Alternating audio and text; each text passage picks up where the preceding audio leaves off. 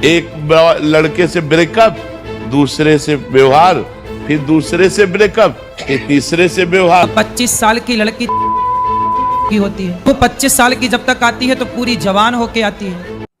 Hi guys, welcome back to sweet chillies. मैं हूं रुधिर। कैसे हैं आप लोग? गाइस, आज हम लोग दो क्लिप्स देखने वाले हैं बैक टू बैक, ठीक है। बट ये आजकल जो कंट्रोवर्सी चल रही है, ठीक, बहुत ज़्यादा लोग हर चीज़ को अपनी तरफ से तोड़ मरोड़ लेते हैं, ठीक है। तो उस पे बात करने वाले हैं हम लोग। और जो बवाल चल रहा है अनिरुद्धाचार्य और प्रेमानंद जी महाराज के साथ। तो स्टार्ट करते हैं वीडियो, और ओरिजिनल लिंक आपको डिस्क्रिप्शन में मिल जाएंगे।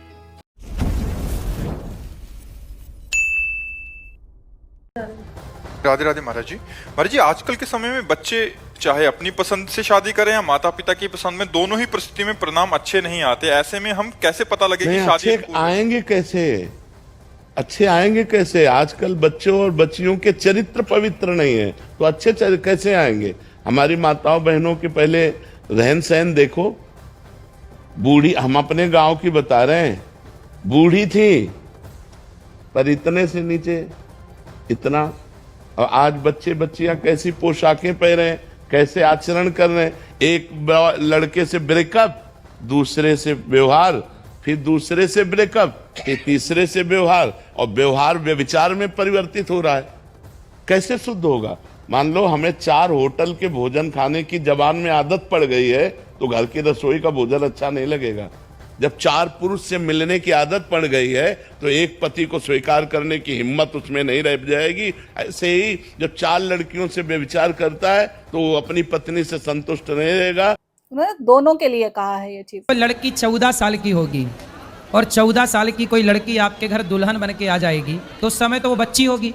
आप उस परिवार को अपना मान लेगी। लड़कियां लाते हैं 25 साल की। अब 25 साल की लड़की की होती है, वो 25 साल की जब तक आती है तो पूरी जवान होके आती है। जवानी कहीं ना कहीं तो वो उसकी जवानी फिसल जाएगी। या भाई, ये बाल विवाह को वापस लाना चाहते हैं। देख लेना, लोग फिर जल्दी शादियां करना शुरू कर। सीरियसली? ओके, सो अब जरा बात कर लेते हैं इसके बारे में। मैं देखो, यहाँ पे पहली बात तो अनिरुद्धाचार्य जी के बारे में बात कर लेती हूँ। उनके बारे में, उनकी कम से कम आधी से ज्यादा बातें सिर्फ इस चीज पर टिकी होती हैं कि औरतें, उनकी जल्दी शादी हो जाए, ओके, और वो ढेर सारे बच्चे पैदा कर लें, और उनका परम कर्तव्य होता है कि हाँ, वो अपने घर में रह के सिर्फ और सिर्फ अपनी गृहस्थी संभालें, है ना। वो बहुत सारी औरतों को टॉन्ट भी करते हैं कि हाँ, तुम्हें क्यों बाहर जाना है, तुम्हें बाहर जाके काम क्यों करना है, तुम्हें ऐसा क्यों करना है, वैसा क्यों करना है, ठीक है। तो मैं उनकी यार एक तरफा ये सोच मैं समझती हूँ कि उनके लिए महिला का काम सिर्फ इतना ही है कि वो एक अच्छे परिवार का निर्माण करे, ठीक है। बस सिर्फ इतना काम है, बस। और परिवार में भी संख्या का निर्माण करे, ओके, बाकी और चीज नहीं है। तो वो चीज है। और एक दूसरे किसी बुढ़े से पूछते हैं ये कि हाँ, उड़ीसा से औरत लाए हो तो इतने की मिली है, तो क्या इससे ज्यादा की भी थी? मतलब इनका इंटरेस्ट देखो पहले किधर जाता है कि हाँ, अगर कोई आदमी एक से ज्यादा औरतें ला रहा है तो वो चीज गलत नहीं है, ओके, वो चीज गलत नहीं है। उस चीज को मजाकिया वे में ये लपेट देते हैं। लेकिन अगर किसी स्त्री के बारे में बात करनी हो तो इनके बयान ऐसे ऐसे आते हैं अनिरुद्धाचार्य के कि हाँ, ये मतलब 14 साल में ही शादी हो जानी चाहिए, क्योंकि 25 साल में तो लड़की जवान हो चुकी होती है, वो इधर उधर मुंह मार चुकी होती है। कहने का मतलब क्या है भाई तुम्हारा?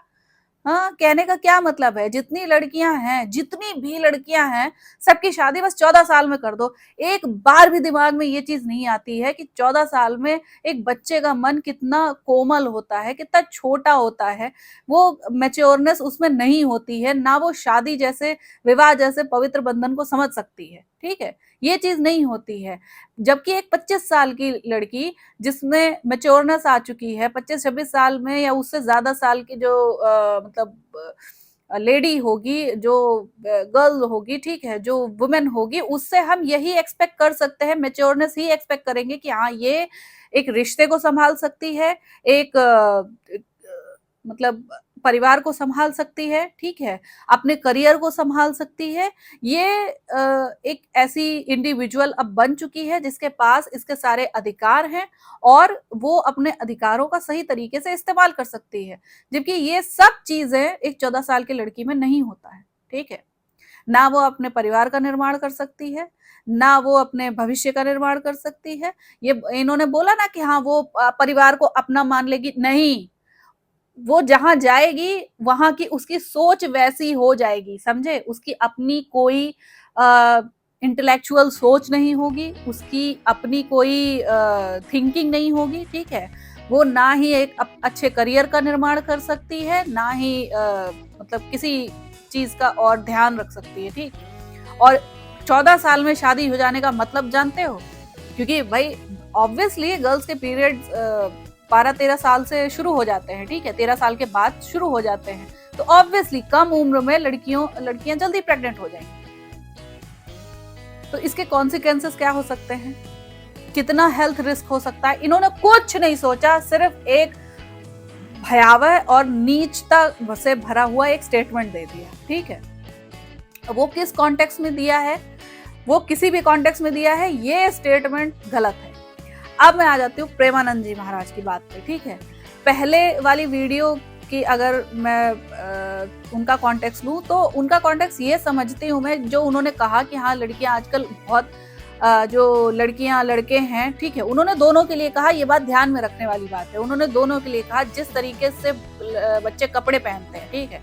अब वो एक लेवल होता है, ठीक, एक लेवल होता है, वो उन्होंने ये चीज कही कि हाँ कैसे कपड़े पहनते हैं, ठीक है। तो वो जो मेट्रो वाला आपने इंसिडेंट सुना होगा, कैसे पहन के क्या पहन के घूम रही थी, ओके, वो बीच के कपड़े मेट्रो में पहन के घूम रही थी, ठीक, वहां पे इनअप्रोप्रिएट कपड़े।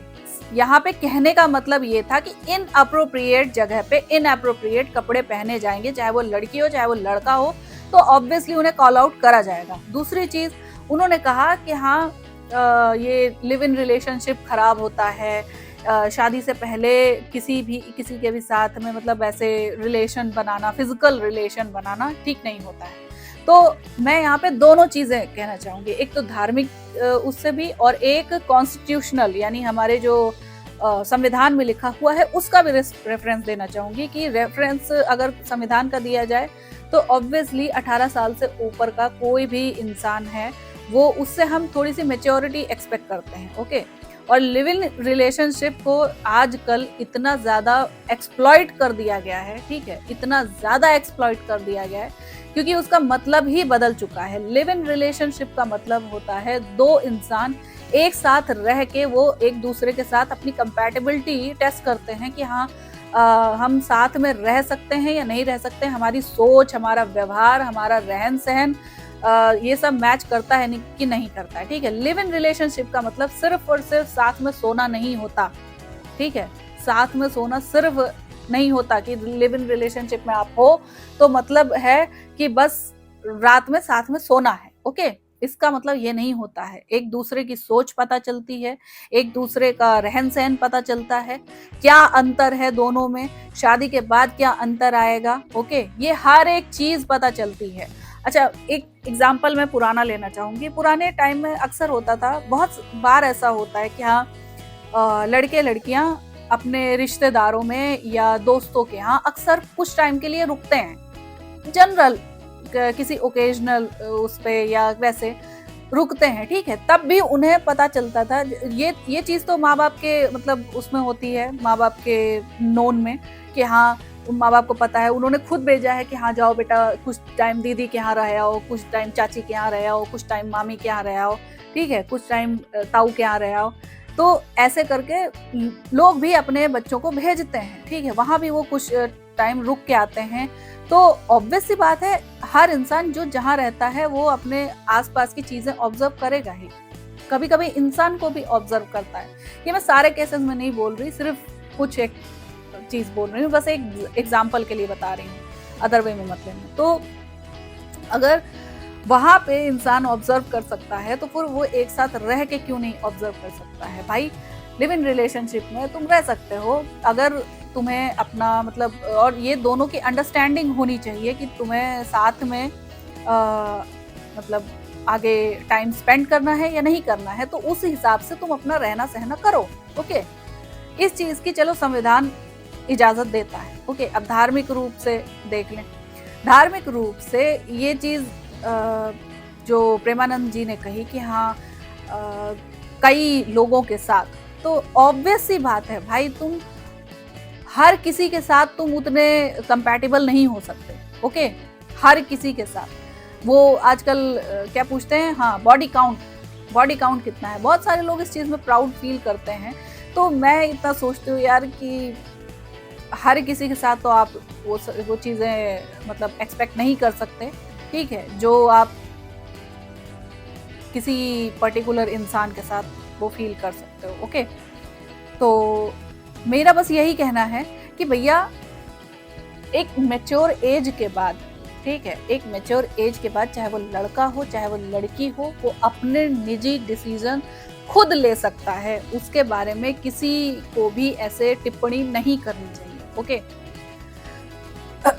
तो प्रेमानंद जी का जो स्टेटमेंट था पूरी तरह से वो गलत भी नहीं है और पूरी तरह से सही भी नहीं है। ओके, जबकि अनिरुद्धाचार्य जो स्टेटमेंट दिए हैं वो टोटली रॉन्ग है, वो हर तरीके से हर तरफ से गलत है। इस चीज का कोई सॉल्यूशन नहीं है। ये कोई सॉल्यूशन नहीं है कि हाँ 25 साल में गलतियां करके आती हैं लड़कियां, ठीक है, तो उनकी शादी 14 साल में कर दो। जी नहीं, ये कोई सॉल्यूशन नहीं है, किसी भी तरीके का सॉल्यूशन नहीं है, किसी चीज का सॉल्यूशन नहीं है। सो आप लोग क्या सोचते हो, आपका क्या ओपिनियन है? मुझे तो जो चीज़ लगी, ठीक है, मैंने वो बताया। आपका क्या ओपिनियन है इस चीज़ में, आप मुझे कमेंट सेक्शन में बताना। मैं मिलती हूँ नेक्स्ट वीडियो में।